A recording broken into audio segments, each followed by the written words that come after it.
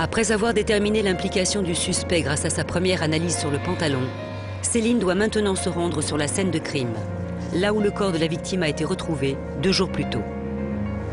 D'après les photos dans le garage, j'ai 2 zones distinctes, si tu veux, de position pour les chocs. Donc voire 3, puisque c'est à partir du moment où elle est déjà ensanglantée, tu sais. Mais par rapport aux photos, j'ai pas plus de positionnement que ça. Et j'ai l'impression que d'après, qu'elle a reçu plus que 3 coups.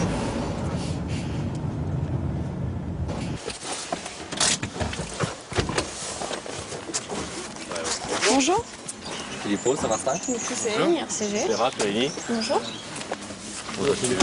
Comment on gère? Tu fais les photos et puis je fais tout ce qui est mesure et prélèvement. Et, ouais. Hop. Notes et tout ça, je ferai.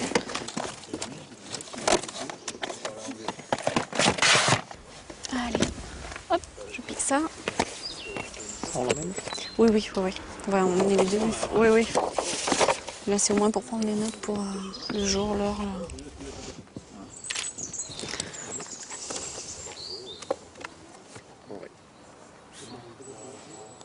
Ok. Là, c'est fermé à clé ou c'est... là, on peut déjà commencer à rentrer puis s'équiper à proximité, ok.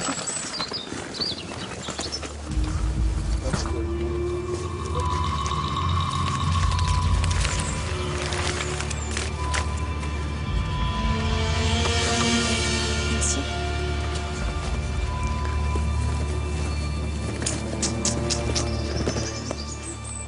C'est juste derrière, hein, sur la gauche, hein, c'est ça, Eric? Où est-ce qu'on peut se mettre? Est-ce qu'on peut passer par l'intérieur? Ou est-ce que le mieux, c'est on se mette juste à l'entrée du garage? Ouais, ça ne gênera pas. Histoire qu'on pourrisse pas à chaque fois qu'on rentre et qu'on sort, quoi.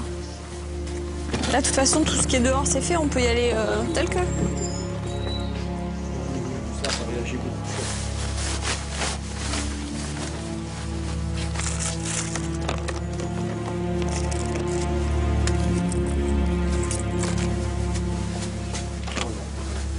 Tout est à droite.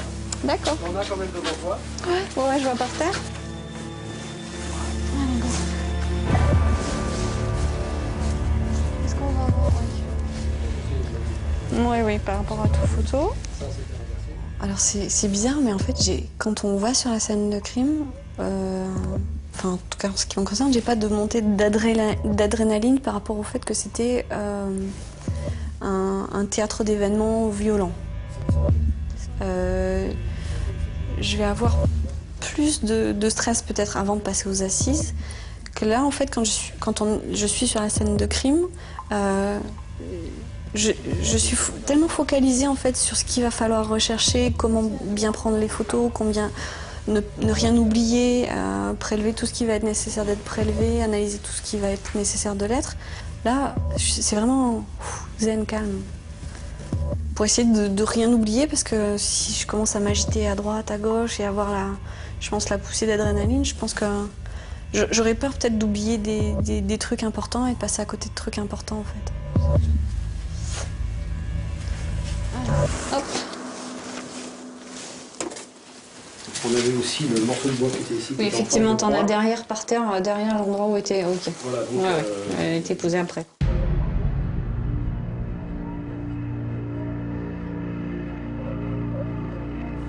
Alors, nous, déjà, sur les photos, ce qu'on avait vu, c'est qu'il y avait effectivement deux zones de choc, puisque tu vois bien qu'en étant positionné ici, et en ayant la majorité de ces blessures qui sont au niveau de la tête et du corps, c'est pas possible en tapant ici, si tu veux, qu'il y ait des projections qui partent dans ce sens-là, puisque là, en fait, elles convergent vers cette zone. Donc, en fait, il y a eu au moins un choc ici et un choc ici.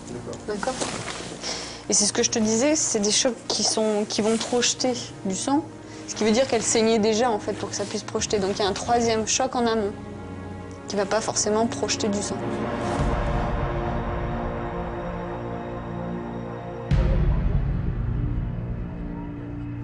Quand tu as un choc sur une source sanglante, les projections, elles vont être projetées sous forme radiale. tu sais, sous forme conique en fait dans l'espace. Et elles vont toutes converger vers une zone qui est la position de ta source sanglante au moment de l'impact. Ok. Donc là, tu vois, en fait, si par exemple je prends une ficelle, on va le faire tout à l'heure.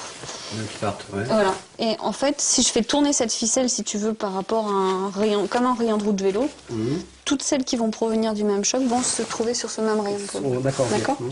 Et en fait, la zone où elles vont converger, c'est la zone où a été positionnée ta source. D'accord. Donc ben, là, on voit approximativement, en fait, c'est à peu près ici, puisque tu en as qui proviennent de cette même zone, d'accord.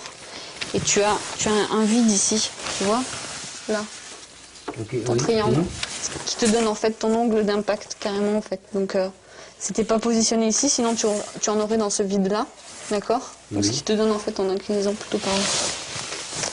Alors c'est proche du sol, hein, puisque t'en as pas, ça remonte pas de toute façon très très haut. Là, c'est pareil, tu as une belle zone de vide ici. Tu vois, là tu as un autre angle qui t'est donné en fait par ta zone de vide. Là. Ouais, on voit qu'il y en a pas, il y en a à droite. Ouais. Ils nous avaient un petit peu sauté aux yeux, c'était déjà cette zone-là, par rapport à ça. Par rapport au véhicule. Parce qu'on trouvait qu'elles n'avaient pas le même angle, justement. Celle-ci, par exemple, par rapport à droite. Alors, il y en a qui convergent quand même vers la même zone. Mais effectivement, de toute façon, tu vas avoir plusieurs chocs et puis tu as des superpositions. Et ces projections là, ici, là, si loin que ça, là, moi ça m'intrigue depuis le début. Vous voyez qu'elle est grosse. Ouais, elle est grosse. En fait, plus tu vas avoir de la matière et plus elles vont pouvoir aller loin avec l'inertie. Là, je vois que ça va plutôt, si je ne me trompe pas, Bah, ça va dans l'autre sens. Oui. Non, mais celle-là, elle a été ripée. Ça, c'était une trace qui était arrondie, si tu veux, qui a été ripée dans ce sens-là. Mais c'est pas une trace de projection. Ça peut très bien être ce qu'on appelle des traces de rejet pour une grosse partie, c'est-à-dire des traces qui sont, du sang qui est sur l'objet en mouvement. Les blessures, il y a quoi qui a été atteint au niveau de... Il n'y a pas eu d'artère? Non. Non, donc ça doit être en grande partie des traces de rejet.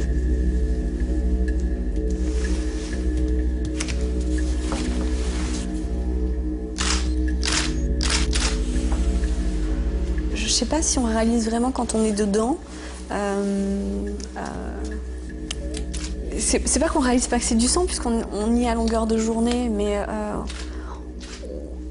je pense que c'est comme quelqu'un qui va faire une recherche de poils, de fibres, de cheveux, de choses comme ça. Il va faire sa recherche et il va essayer de trouver la bonne fibre qui va pouvoir matcher avec quelque chose d'intéressant, mais il va pas forcément imaginer tout ce qu'il y aura pu avoir, je sais pas. Non, c'est vrai, je vais pas me stresser, me dire c'est du sang, c'est glauque, c'est morbide, berk. Non, voilà, c'est le fluide qu'il va falloir que j'étudie pour l'analyser, pour savoir qu'est-ce que c'est comme forme, etc. Et c'est vrai que je pense pas. Je pense pas à beurre qu'il va falloir que je me couche dedans pour prendre la photo. Non, en plus on est équipé en lapin blanc exprès pour à la fois pas polluer la scène de crime et puis à la fois se protéger soi-même. Donc non, ça me... Non. Enfin, tu vas me trouver bizarre. Mais, non, ça me perturbe pas plus que ça. Donc là, on va pouvoir positionner au moins une zone de choc. Mais en revanche, par exemple, celles qui sont ici, on voit bien qu'elles ne convergent pas du tout dans la même direction. Ce qui nous indique une autre zone de convergence. Donc on a un deuxième choc en fait dans cet endroit.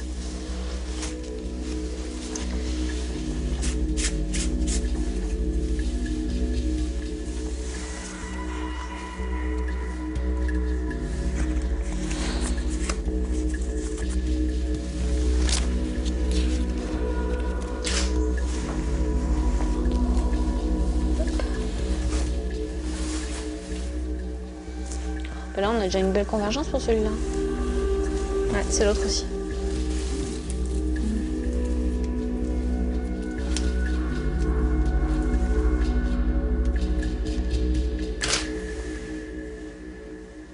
La pauvre mamie, dis donc. Quand on a tout le scénario au complet, qu'on sait exactement ce qui s'est passé, et il arrive parfois que... on voit que la personne a mis longtemps avant de décéder. Par exemple, si la scène de crime est géographiquement grande et que la personne a été par exemple poursuivie sur plusieurs dizaines de mètres, a subi plusieurs coups le long de tout ce cheminement avant de décéder, là effectivement c'est parfois plus difficile à étudier parce que là on réalise que la victime a souffert sur une longue durée, qu'elle a subi des choses atroces, etc. Donc là c'est parfois pas évident, mais sinon la plupart du temps c'est vrai que on se focalise pas vraiment sur qui a pu être la victime, ce qu'elle a humainement subi. On se focalise sur le scénario d'un événement sanglant ou d'événements sanglants, sans associer forcément le sang à la personne en fait qui l'a perdu, je pense. Dans cette affaire, l'analyse des traces de sang a été un élément indispensable pour le travail des enquêteurs. L'expertise de Céline Niclou ne laisse aucun doute. La victime a été frappée 5 fois avec un objet contondant. Les 4 derniers coups ont été portés à moins de 30 cm du sol.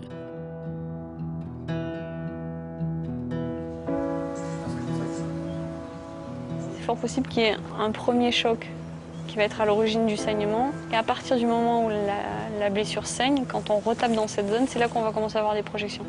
Nous, on en a 4 qui sont à peu près, tu t'en doutes de toute façon, au niveau de ton carton. Donc tu vois le carton où tu as un espèce de contact sur l'angle.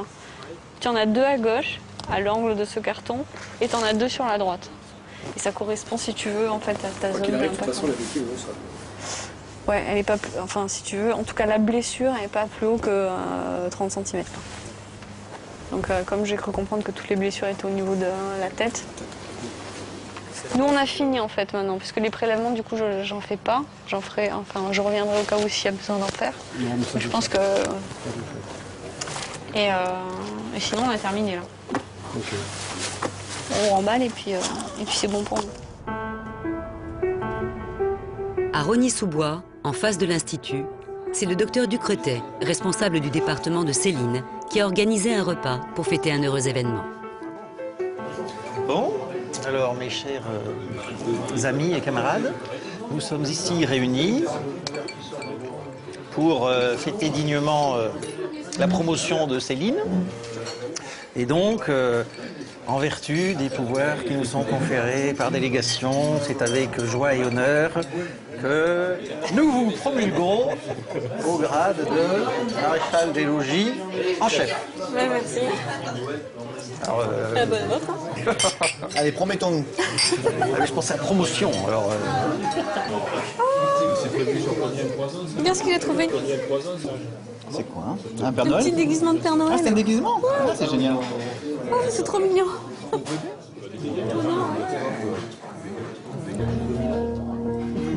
Oh, c'est rigolo.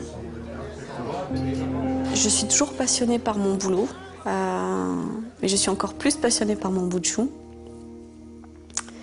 Et je pense que de toute façon, c'est lui ma priorité. Et alors, est-ce que ça a changé au niveau de mon travail? Non, parce que j'essaie d'être le plus disponible quand même pour mon travail qui me plaît. Mais si, par exemple, j'ai une priorité dans ma vie de famille et qu'il faut que je sois à la maison à une certaine heure, je m'arrangerai pour être à la maison à cette heure en question. Et puis voilà.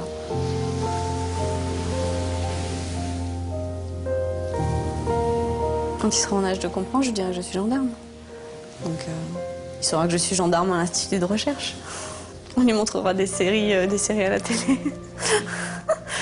Non, je lui dirai, je rentrerai pas dans les détails, mais je resterai...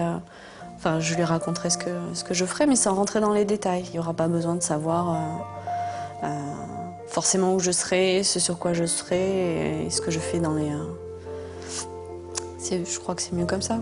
Et puis, il y a un paillasson à l'entrée de la maison.